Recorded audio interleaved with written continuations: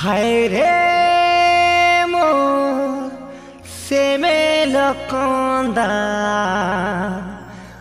आनी छबी की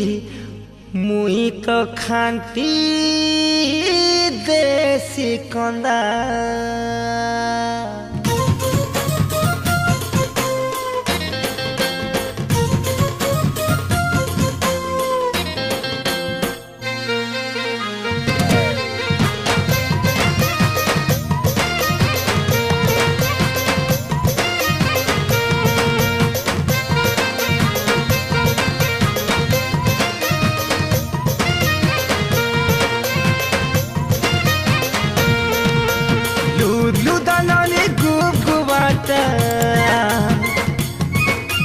चिकन चाकन गुरी गुला गुलाटा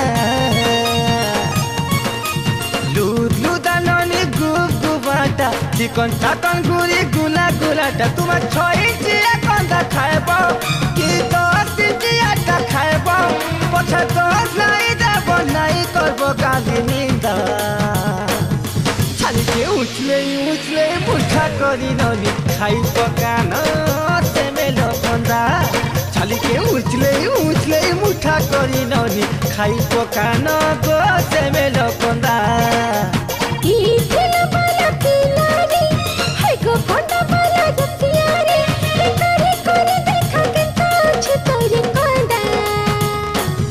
छाली के उछले मुठा करी नली खाई पकान से मेलो कंदा छाली के उछले मुठा करी नली खाई पकान गो से मेलो कंदा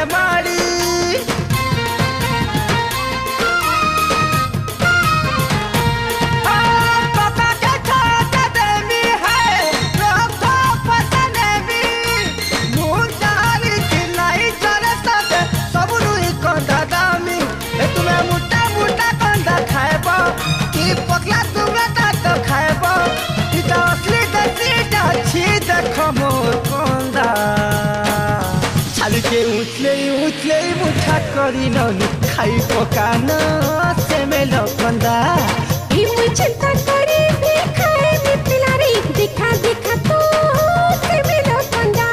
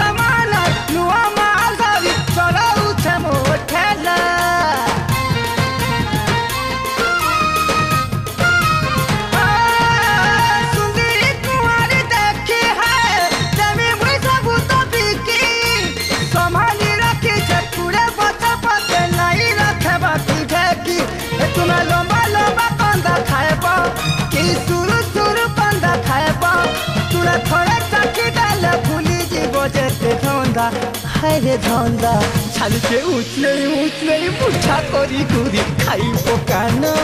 से मेलो कंदा पिलारी रखी फटा में कबो दिन लागी तोरी जेते से मेलो कंदा लूदानी गुबाटा ए चिकन चाकन गुरी गुला गुलाटा हाय रे लूदानी गुबाटा चिकन चाकन गुरी गुला गुलाटा तुम 6 इंचिया ता खाएब कि 10 इंचिया खाएब पछे 10 लाई देब नहीं करबो गाली निंदा छालके उठले निकले मुठा करी नली खाई पकान सेमेल कंदा छालके उठले मुठा करी नली खाई पकान गो सेमेल कंदा इकला माला पिलारी हाय को कंदा माला रसियारी पितारी करे देखा पिताछ तोरी कंदा ई पिला छालके उठले मुठा करी नली खाई पकान सेमेल कंदा ई मुई चिंता करे खाए पिला देखा देखा तो सेमेल कंदा छालके उठले निकले मुठा करी नली खाई पकान गो